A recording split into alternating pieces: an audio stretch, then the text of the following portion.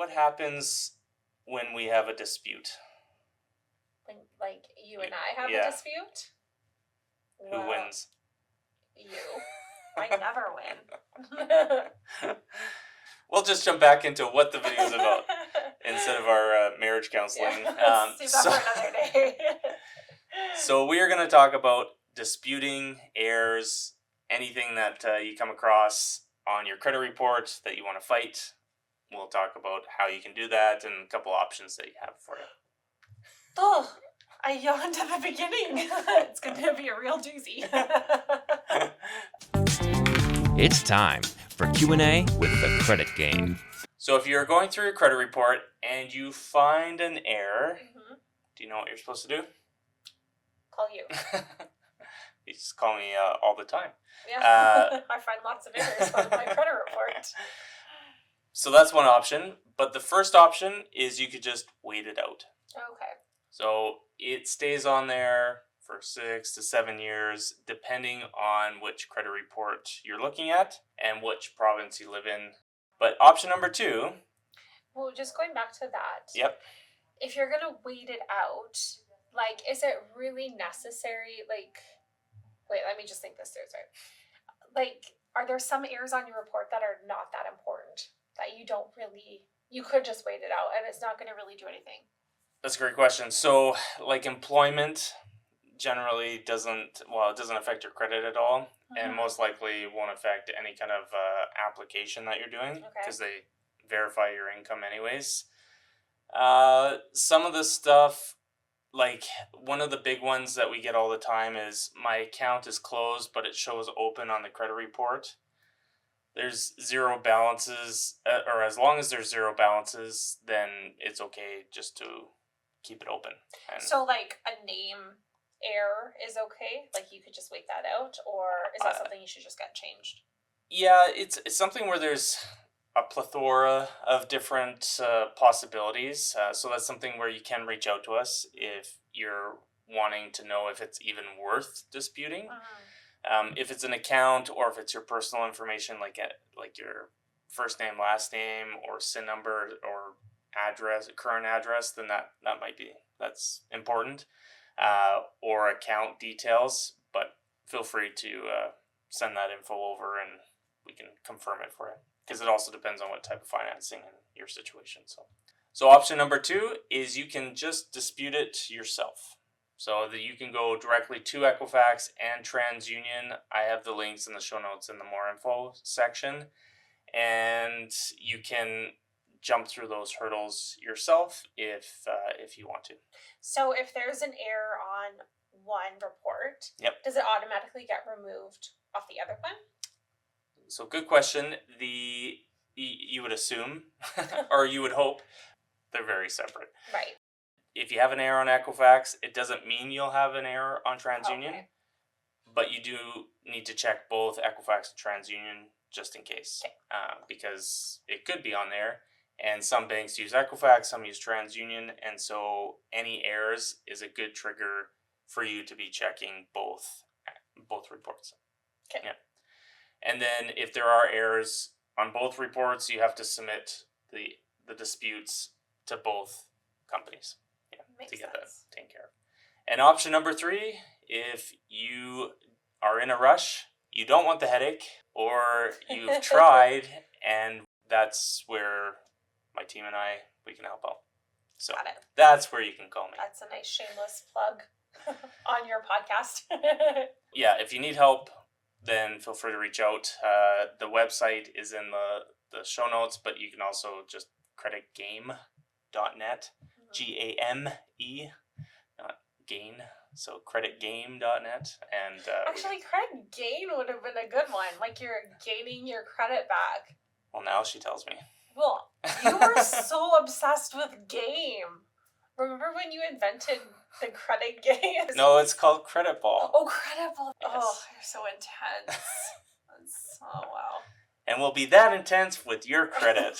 How's that? That was great. All right. So with the dispute, if it doesn't correct, so you've tried, the company comes back and says that they won't do it, or won't fix it, then you have some options.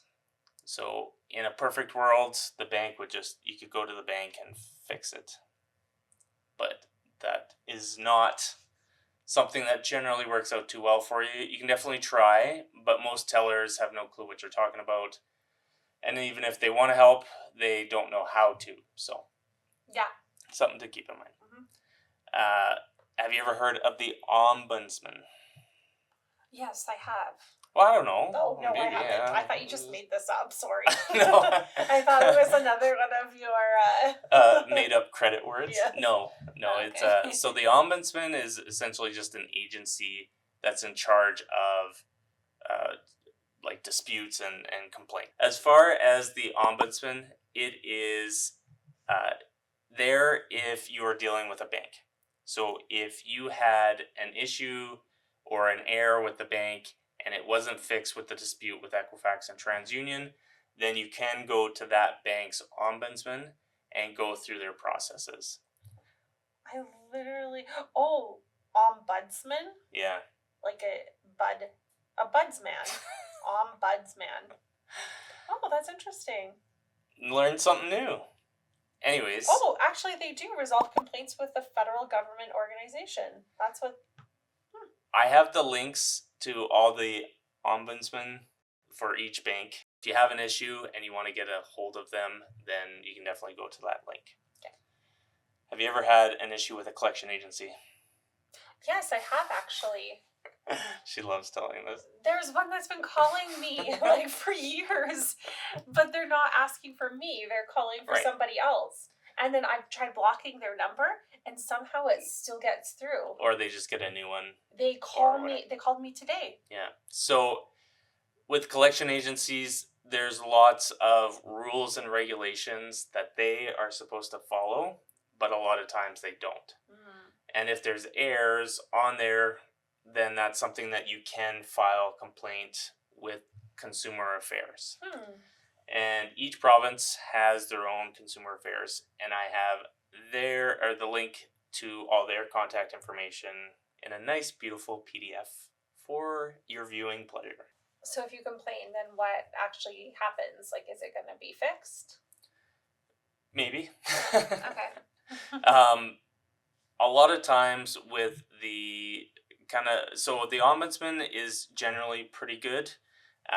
It depends on the situation, if you have any documentation to back up.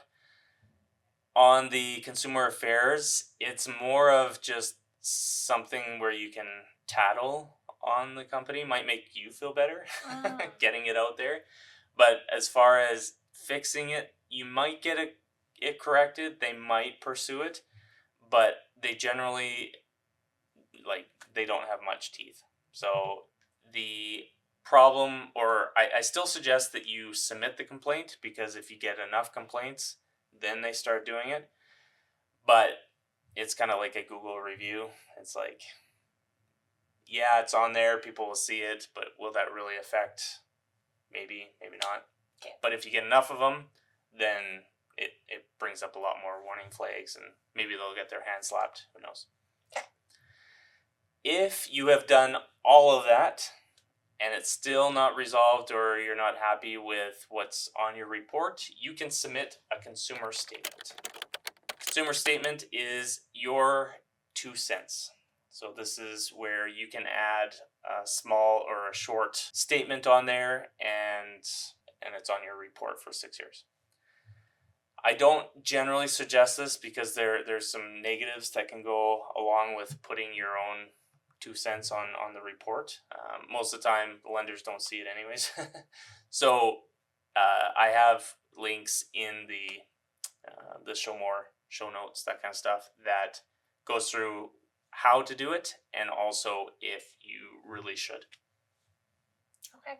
Are you gonna go watch them? Yes, in all my free time. No free. Nothing's free. All right, so with the yawn, we will do the review. What did you learn? That ombudsman is a real word. I think I said it wrong because I was yawning while I said it. That's okay. I probably don't say it right either. No. It's probably French or something. What else? That's all I learned. Yeah. I don't know. What? What Okay. was I supposed to learn? So That's what we should change. there's it 3 to. options. Complain yourself. Yes. Call you. Yeah. Or do nothing. And just let it fall off the report. Mm-hmm. So those are really the options that you have. If you have any issues or questions, feel free to just reach out through the website at creditgame.net, and we'll be happy to see how we can help.